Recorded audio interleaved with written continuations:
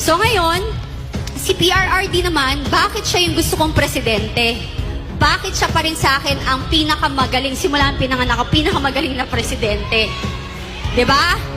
Dahil I hate drugs. Ayoko ng addict, ayoko ng sugarol. And siya lang ang nag-iisang presidente na lumaban against sa droga. Tama? Ako, bibilib lang ako kapag ang presidente or nauupo or yung mga tao na magiging leader natin ngayong darating na eleksyon ay walang katakot-takot na labanan ang paglaganap ng droga. At si PRRD lang nakagawa nun.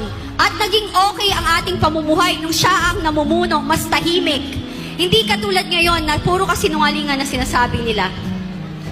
Na, sabi nila, peaceful? Anong peaceful? Nagugutom nga tayo. Tama?